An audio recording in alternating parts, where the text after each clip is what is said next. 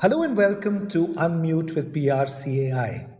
This podcast is brought to you by Ad Factors PR, and I'm Niret Alva. We have a very special guest on the show this week. He's an alumnus of the Harvard Business School and has been featured in three case studies of the school itself. He's held top management positions at Procter Gamble in India and abroad. And if that was not enough, he's a prolific author, thought leader, and a management guru. Mr. Gurcharan Das, welcome to Unmute with PRCAI. Thank you. Yeah. You were born in the pre-partition days in Faisalabad and have been a witness to the tumultuous birth of a nation and its growth and evolution over several decades. Tell us a little bit about your early years and how they fashioned you into the person you eventually became. That's a good question. That's a good timing too, because I've just been reliving my life. You know, when you write a memoir, you relive your life. And the nice thing about reliving your life is that you can play God. You can choose what are the incidents that happen to you, and what are and things that you don't want to talk about. And I must say one thing: I've found that reliving your life is better than living it. And it sounds a bit odd, but the fact is that it's like the memory of an incident is better than the incident itself, because you have control and in your memory, and you're investing your memory with things that you've learned subsequently. I would just say that well, I the reason I know a bit about my childhood is because my mother kept a diary. She went to Connect College in Lahore, and there was a nun who told her to keep a diary. And on page 17 of the diary, I appear, and in that, she says, "This is a restless baby." A year later, her diary is saying, "He's a difficult child." And then another year and a half later, she's saying, "He's a troublemaker." I'm talking about 1947. We were in school in March, April, or something like that. Just moving on a bit from that, uh, because there are so many different key points in your life. You had a successful corporate career, hugely successful corporate career, close to 30 years. And then when many people would say you were at the corporate pinnacle, you threw it all away and retire at a sprightly 50. Why did you do that? You know, like many people, I finished college, I got a job and a successful career, climbed corporate ladders, and got married, had children. And but what happens to many people in their 40s is what happened partly to me. That I was, most of my life I was with a consumer product company, all my life actually. Procter and Gamble, before that Richardson Hindustan, which was acquired by Procter and Gamble. Here I was at the corporate headquarters when this realization hit me. I was managing director worldwide for global strategic planning for the company. And we had good brands, Vicks, Oil of Olay, and lots of, Gillette blades and Pantene shampoo and other health beauty aids and cleansing. Anyway, my point is that the trigger of the question came because I was driving to work one morning, and on the radio, NPR radio, I heard that the reforms in India were in trouble. And, for me, reforms in India, I don't know whether you read my book, India Unbound, but in that book, I describe how India got its freedom, not in 1947, but in 1991. 1947, we got political freedom, but we didn't have economic freedom uh, until 1991. And also, I mean, we were a very underperforming economy during the license Raj. And I must tell you, a scathing episode. I mean, I lived through that period. Most young people today have no clue what it must have been like. But so much so that from a socialist, I became a libertarian, a liberal, classical liberal as a result of that. Anyway, my point is the reforms were in trouble, according to the radio. Narasimha Rao was under attack from the left wing of the Congress party. Plus, the leftists were shouting that India had sold out to the multinationals. This is another East India Company invasion, and so on. And I got very disturbed because I thought that this was our India's one chance of the ordinary Indian to rise. And so since I knew Dr. Manmohan Singh, I shot off a telegram to him also. I said, I'm very concerned. And why aren't you selling the reforms to the people? We were reforming by stealth at night, chupke, chupke, chupke, chupke. You know, nobody was explaining why we were doing these reforms, why we were opening the economy to competition and so on. Anyway, I think I had to go to a meeting afterwards for a global meeting of managers who were on the Pampers diapers business. And suddenly I asked myself, what am I doing discussing baby diapers in Belgium when there's a fire burning at home? And so I mean, I kind of had a midlife crisis. That's what my wife called it. And I didn't have to go to the doctor or anything, but I decided to quit. Over the years, you've morphed into, one of India's leading public intellectuals, a much sought after speaker, and a best-selling author. What inspires you to write the way you do, on the diverse subjects that you cover, not just in your books, but also in newspaper columns and in your speaking engagements? Well, I normally write on a subject that I want to know something about, something that's been troubling me. I don't know enough. I write like the first book I wrote, first nonfiction book, was called India Unbound. And, any sort of, I mean, any Indian who's well off looks around and sees poverty and asks this question: how can a poor country become rich? And especially when you've been abroad and you've seen that people they've become middle class nations. And so that was the beginning of the India Unbound, the motivation for India Unbound. Then there was a hell of a lot of corruption. I mean, by the way, India Unbound was the first book that predicted the rise of India based on the reforms that were done in 1991. And India obliged by rising. Uh, but amidst the rising prosperity, growing prosperity, there was a lot of corruption. And I I said I must find out what's this business of corruption is all about. And so I wrote the book called The Difficulty of Being Good. And it was basically about dharma, of doing right and wrong. So I knew that the Mahabharata was obsessed with this idea of dharma. So that's when I went to read the Mahabharata and wrote The Difficulty. So it is, and the third book, for example, was on karma, desire. So I'd been troubled by desire all my life. And so I wanted to know what to do about desire. And so I think every book is a lesson, is a form of self education, self cultivation, and to try and solve the problems for myself.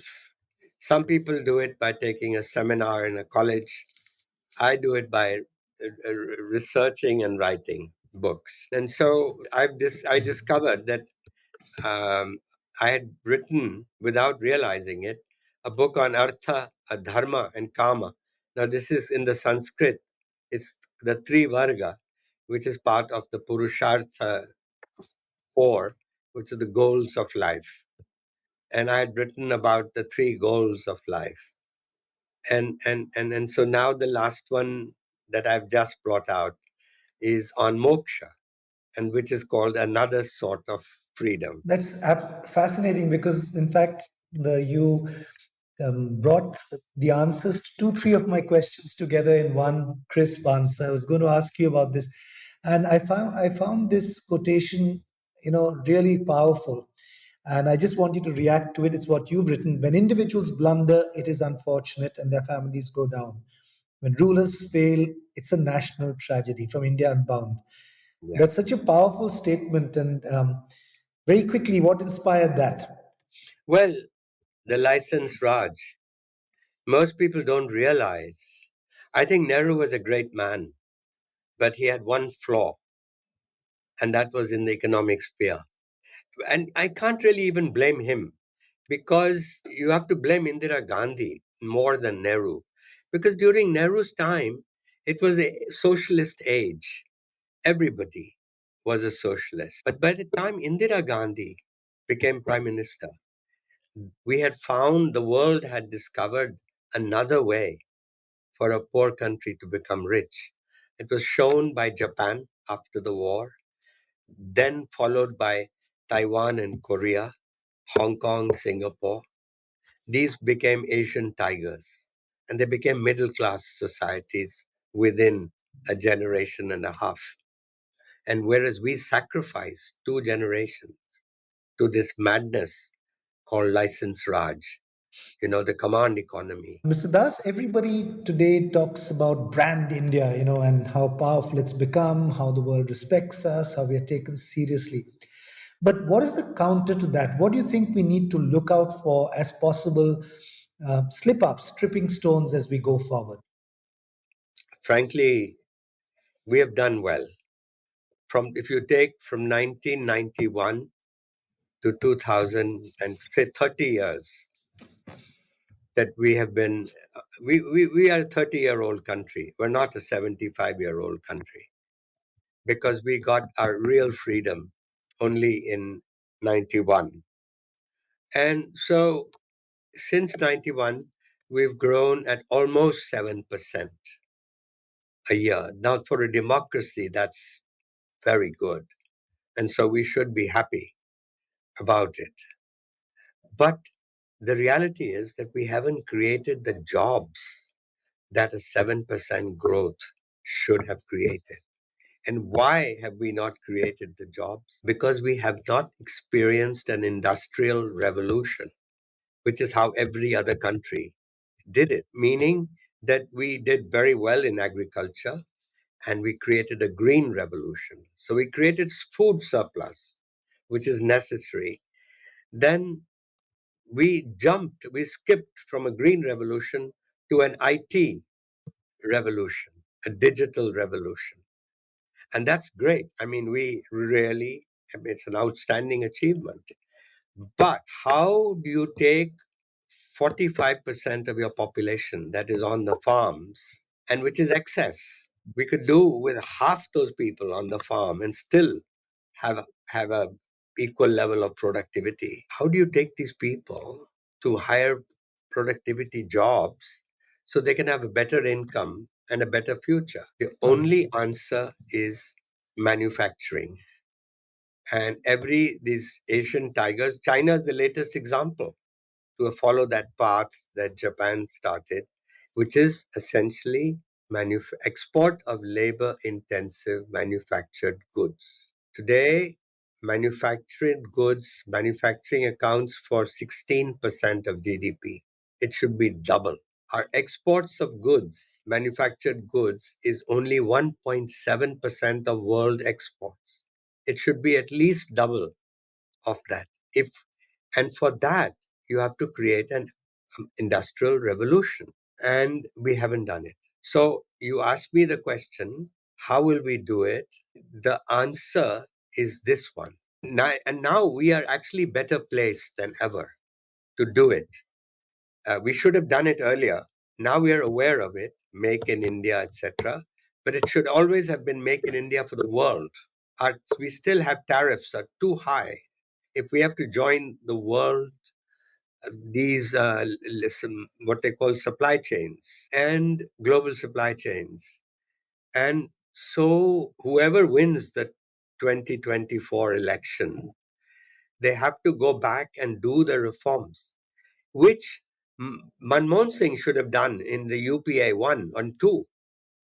And Modi tried in his first term, which was the land acquisition bill, the labor laws, and the farm laws. And there are more, but these are the big ones. And the opposition did not allow him to do it. But I think it's not opposition's fault only. The opposition opposes whatever you do, unfortunately. The answer is that you have to sell the reforms. What I told Dr. Manmohan Singh, he said, you come back and you sell the reforms. I mean, the finance minister's job, Margaret Thatcher used to say that I spend 20% of my time doing the reforms, 80% of the time selling reforms.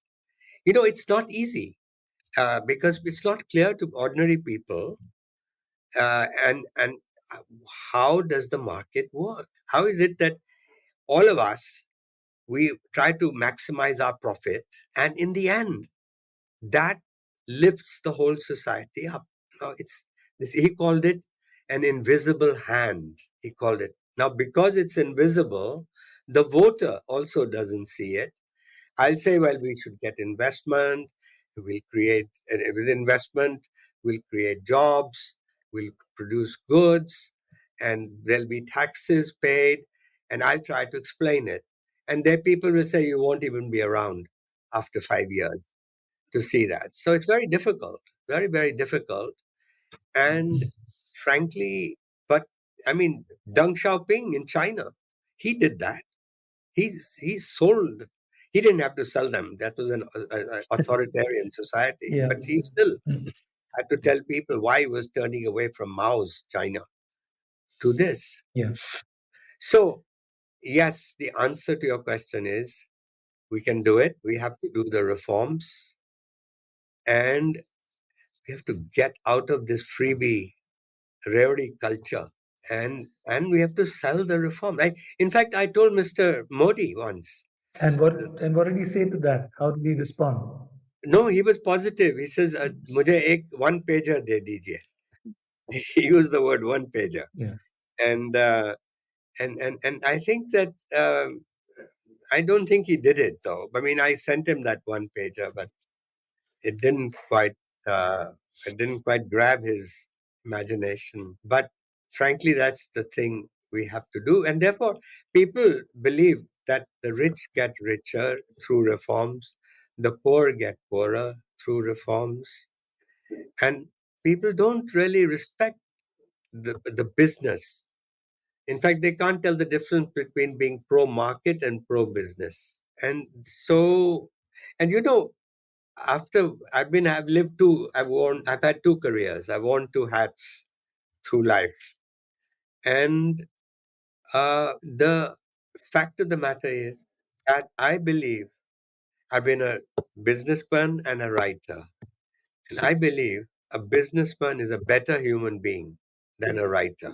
Now you'll wonder why. Why? How do you say that? Because the businessman knows interdependence immediately and understands that he needs other people for his success. He needs customers to buy his products. He needs suppliers to help him make his product. And if he doesn't do a good job, I mean, if he doesn't satisfy his customers, they won't come back and repeat the purchase again. And suppliers, unless he's fair to suppliers, he'll get a bad component for his own product. And he needs employees. He can't do everything himself, or she can't do everything herself. And so he has to respect his employees. And so he understands that that dealing with people, it has, as we say, it has to be a win-win for a transaction to go through. Yeah. Meaning a buyer and a seller come together, and when they agree on a price, then the transaction goes through. Yeah. That requires a spirit of abundance, of compromise every day. And that's why actually businessmen get a bad name, but actually they're much better than artists and all these people who smuck around. I can tell you Yeah. that. And I really believe that Bombay people are better than Delhi people because Bombay is a city of commerce and business, you know. I hope I hope you realize you're saying wonderfully controversial things, and it'll be good You fun know, to get in people to in react to you when this but goes you know out. why Bombay people are nicer? Yeah. Because it's a city of commerce. One is this interdependence. And secondly, if I don't like my boss in my company, I'm not stuck with him for life. I can quit. If I want to be CEO of my company and they don't make me CEO, there are 200,000 CEOs of 200,000 companies that I can choose from.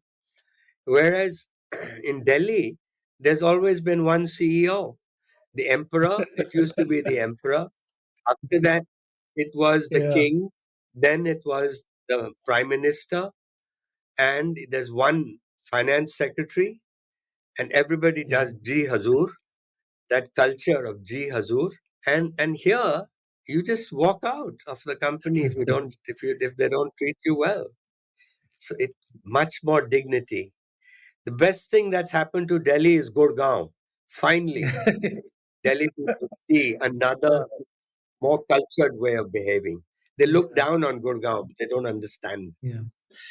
Can you share some of the key lessons from your books that can be applied to the world of marketing and communication? Essentially, how to use elements from your books to and apply some of them to the present day world of marketing and communication. Is that too difficult a task to ask you to do?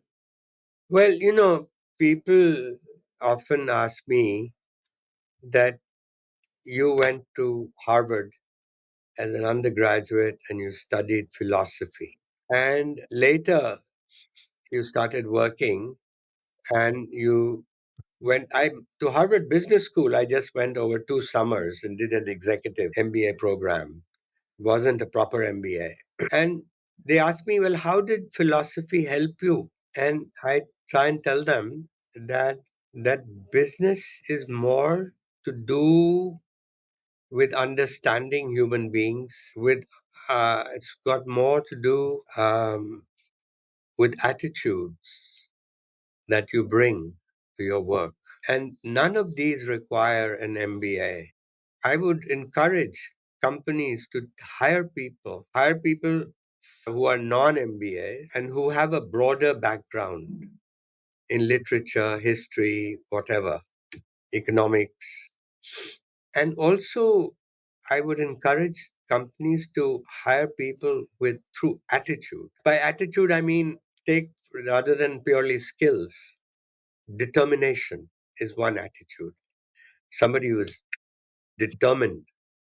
That I think gets you further. Skills everybody can pick up, but attitude you can't change. Another attitude would be humility. But let me give you my definition of humility. My definition of humility is to take your work seriously, but not yourself seriously. It's the attitude of self forgetting. It's the attitude of getting so absorbed in your work that you're not thinking, when am I going to get promoted in this company? So that's to me humility, and so on. So the mistake we make as companies is to hire. We in the interview we are asking a guy who's top of the class at IIM Ahmedabad what he knows. Well, of course he knows everything. Find out his attitude. That's what's going to decide whether he's a great leader or not. Yeah. Mr. Das, what would you say are the hallmarks of a great leader? Well, I feel that um, Probably I've answered that question because it's the attitude, I think, is what differentiates. The difficulty with attitude is that it's set very early in life. You can't change attitudes of people. You can give them skills, etc. So attitude, I would say, in attitude, I subdivided it between things like determination. Another was this quality of self-forgetting, that you're not always saying how great I am. Aham, the ego, is is diminished, and that's the freedom I was talking about. And I also said that they live lightly. They don't carry the burden of the world on their shoulders. Great leaders, and I would say that's really, and that you are in the zone, whether as an athlete like Tendulkar or whether you're a CEO, whatever, you're in the zone when you don't exist yourself. That the bat is hitting the ball. Before we get to Deepti's question, quickly, Mr. Das, what's your take on AI and the rapidity with which it is evolving? Well, I haven't read too much about AI, but I've done Chat GPT a Yeah. few times, and it's amazing. And I just worry about one thing with this technology now, whether it's robotics, AI, and so on, that if it goes the way it's going, there won't be jobs left. I worry about that. And we were talking earlier about creating industrial revolution, and if those jobs disappear, there won't be an opportunity for our kids to really have a middle class life. So I worry. I worry there, but I don't know enough about it. Mr. Das, it's been wonderful talking to you. Before we close, we have a final question that Deepti Sethi will ask you. Deepti Sethi, over to you. Thank you, Niret and Mr. Das. What a wonderful conversation. I think we can title this whole episode about life, reimagining life, and so much deep things that you talked about. I still believe, and I'm going to counter argue. You said business or writers. I think writers are writers because they can influence change. And just listening to your conversation and the day that I had this morning, you've given me a fresh way of thinking and looking at life and things and careers and many other things. So thank you so much. I'm going to ask you a question belonging to the industry of communicators, and the publishing business has changed. And through your journey of 3 books, how do you think, what's the role public relations and communications is playing in the world of publishing, authors? How do you see that contribution? So it's a work in progress. Well, one obvious way is actually the democracy that it has brought about. The internet has brought about. Before, we were all dependent on a very hierarchical structures, and now a startup can become very powerful very quickly. And so it's a world for the many. And it's wonderful, actually. I remember in when I was living in America, um, the most powerful czar was CBS. CBS and Walter Cronkite on CBS was, Mhm. if he said something, boy, America believed it the next day. Well, now there are 100,000 Walter Cronkites out there. So anyone with a blog, anyone who's good, will garner, people will follow.